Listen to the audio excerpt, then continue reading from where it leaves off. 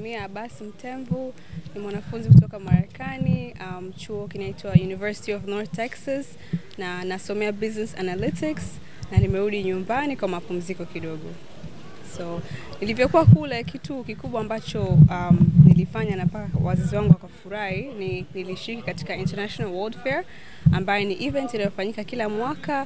Wanafunzi mbalimbali wanakuwa wanawakilisha taifa zao, na nilivyokuwa naongea na mwanzilishi wa hiyo event akasema kwamba katika miaka yake 20 ya kufanya kazi hakuwahi kumuona Mtanzania yote kufanya. So mimi nikasema basi mimi nitakuwa kwanza, na lengo langu lilikuwa kulitangaza Tanzania kimataifa zaidi. So yes.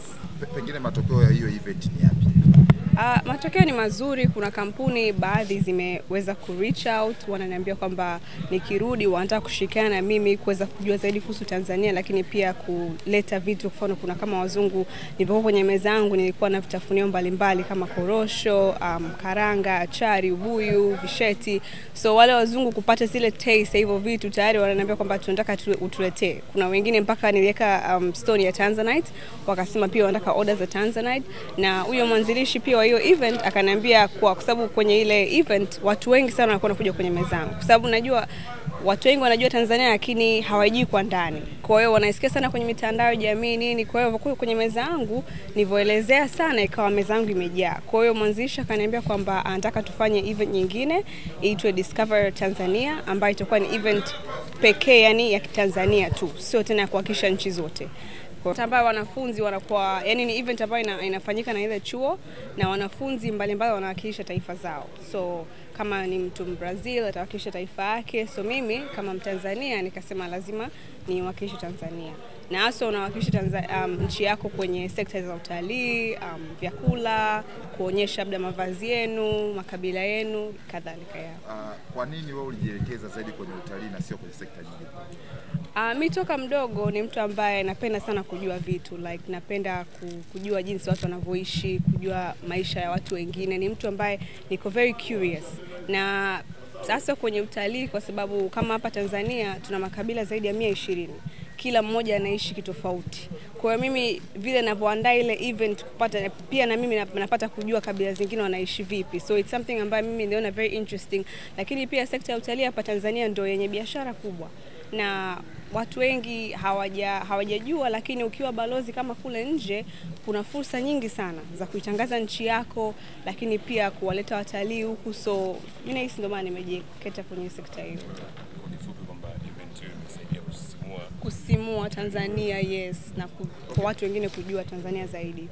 Kwa event hii kufanyikia Tanzania na maybe kufanyikia nje ya nchi, mimi nahisi unajua kufanya nchi kama hapa Tanzania, kufanya event kama hiyo ni kitu kizuri pia, lakini ni kama kuienzi taifa, kwa sababu watu wengi tayari wanajua kuhusu Tanzania, kama tuna Mount Kilimanjaro, Serengeti, tayari tunajua hivyo vitu. Lakini ukifanya nje ni wewe wanakuja pale hawajui chochote. Wao wanajua Tanzania, wameona kwenye mitandao, Zanzibar nini, lakini hawajui ile upekee wa yani kiundani zaidi, uzuri wake wa undani zaidi. Kwa hiyo unapata fursa ya kuweza kuwaambia watu vitu vingi ambavyo walikuwa hawajui. Kama wengine walikuwa hawajui kama Tanzania ni muungano wa Tanganyika na Zanzibar. Kuna wengine walikuwa hawajui kwamba Olduvai Gorge ndio fuvu la kwanza la binadamu kupatikana. So ni vitu ambavyo wewe mwenyewe unapata historia, lakini unaweza kuelekeza wengine. Yeah. Umepata hiyo exposure sasa. Pengine nini kifanyike kwa sekta ya utalii na sekta mbalimbali ambazo zinagusa moja kwa moja taifa kimataifa? Labda nitoe wito kwa kampuni za utalii hapa Tanzania tuweze kufanya program ambayo tuweza tukaitangaza Tanzania nje zaidi, kwa sababu yes Tanzania inajulikana nini, lakini zaidi kwenye sekta ya utalii tuweze kuitangaza nje kama sisi diaspora, tuweze kufanya program kama hiyo, na I think yeah. Naitwa Mariam Mtemvu. Mimi nampongeza yeye mwenyewe na kumshukuru sana kwa kuweka bidii kwenye masomo. Lakini pia kwa kuambia wazazi wengine ni kuwekeza kwa watoto wetu kwenye elimu na kuwasimamia. Chuo ni kikubwa, na hawa kwa kuwa wako nje kama alivyoongea mwenyewe, wakiungana wakatangaza nchi yetu, na imani utalii kwetu utakuwa umepiga hatua, kwa sababu watalii wataongezeka kuja na mapato yetu ya ndani yataongezeka. Kwa hiyo mimi nasisitiza kwamba mabinti wanapopata nafasi ya kwenda kusoma nje waitangaze nchi yetu, waisemee mazuri, wamsemee rais wetu wa Jamhuri ya Muungano wa Tanzania. Ndio mwanamke wa kwanza kuiongoza nchi yetu, lakini East Africa ndio yeye. Kwa hiyo wamsemee, lakini sio wamsemee tu hivi, na mambo aliyofanya ni makubwa. Katika nchi yetu amegusa kila maeneo, miradi chungu mzima inatekelezeka, tunaiona. Yaani kila unapoenda watu wanamzungumzia Mama Samia kaleta fedha hizi, kaleta fedha hizi. Kwa hiyo amefanya kazi kubwa, na imani mabinti wanataka kuiga huu mfano. Kwa hiyo na yeye pia mimi namshukuru, namuona yuko katika kuutangaza utalii. Mama Samia mwanzo kabisa tulimuona akiutangaza utalii, alitoka nje. Na ilisababisha tuliona watalii wanakuja. Kwa hiyo kama mabinti kama wana wao wanatangaza, mimi nasema tunalisaidia taifa letu. Na mimi nishukuru sana. Kwanza nimshukuru Mwenyezi Mungu, lakini la pili tushukuru Tamia leo karudi salama kwenye likizo yake miezi mitatu. Baada hapo akirudi shule anaenda Disemba kumaliza rasmi degree zake na kurudi nyumbani sasa kuanza kujenga taifa pamoja na sie. Lakini jambo ambalo hata sisi tumeliona wazee likatusisimua sana. Ndio maana leo mimi wasimpokeaji wala simsindikizi. Lakini leo imebidi nije kumpokea kwa kazi kubwa aliyoifanya, na tukasema basi apate na maua yake kwa mambo ambayo kayafanya kule, kwa sababu baada ya lile tukio sisi hatukujua, lakini tumepokea simu nyingi zikipongeza kwamba amefanya jambo kubwa kwa nchi yake, tangaza utalii, lakini amemtangaza rais wake Daktari Samia Suluhu Hassan nje ya nchi kule. Wanamtambua watu, lakini wanaendelea kuzidi kumtambua. Kwa hiyo mimi ni muombe tu kwamba aendelee hivyo, na wenzake wote wanaosoma nje ya nchi na ndani ya nchi waendelee kutangaza nchi yetu. Lakini kubwa ambalo mimi nataka niseme kwamba tuendelee kumuombea dua Daktari Samia Suluhu Hassan, ili Mungu akipenda mwezi wa 10 tumpe miaka 5 tena. Aliyofanya ni makubwa. Mtu yote ambaye haoni hana macho tu. Hilo mimi niseme ndio kubwa kwangu, kwamba tumuombee dua rais wetu.